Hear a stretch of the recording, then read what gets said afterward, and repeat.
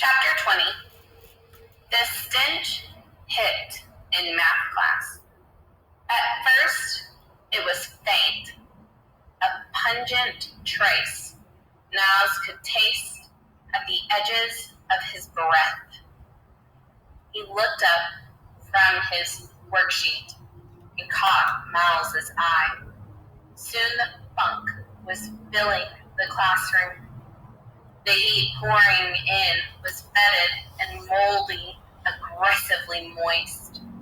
The scent surged out their nostrils and curled inside, burning your nose. Room 18 smelled of swamps and death, which meant the whole school was filled with this evil air. Niles gagged. It was wonderful. He waited for someone to say something. The class continued to fill out their worksheet.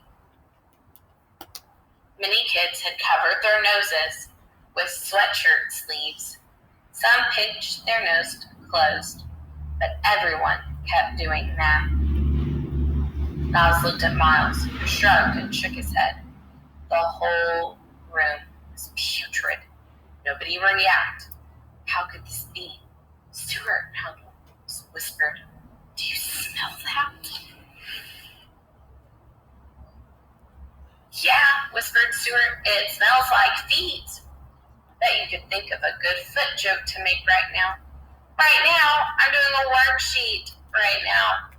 Holly, said Niles. You smell that, right? Yeah, of course. It's awful.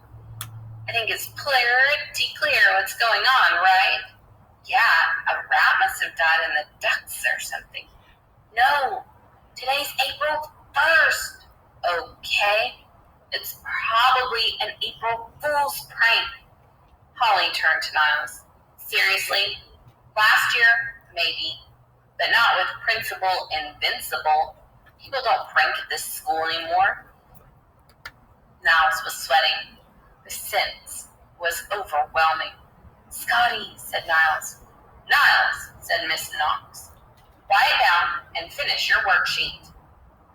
Niles' vision was blurring, and he didn't know whether it was the cheese or his desperation. Miles looked horrified.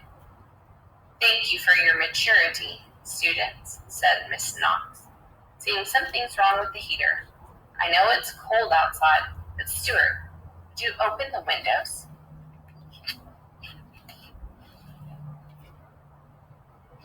Okay, said Stuart. I'll call Principal Barkin and let him know, said Miss Knox. Although I dare say he's already smelled this. I'm sure he'll put everything in order soon. Stuart fiddled with the latch. The window squeaked. A cold blast of fresh air ran through the classroom. No, yelled Niles. Niles Sparks, said Miss Knox. What's gotten into you? You're not acting like yourself. Niles wanted to stand up on his desk and shout, I am Niles Sparks, one half of the terrible two. It is April Fool's Day. You have been pranked, and we are the ones who pranked you. Put down your pencils and look alive. But he didn't. Said he stayed in his seat and threw up. That's the end of chapter 20.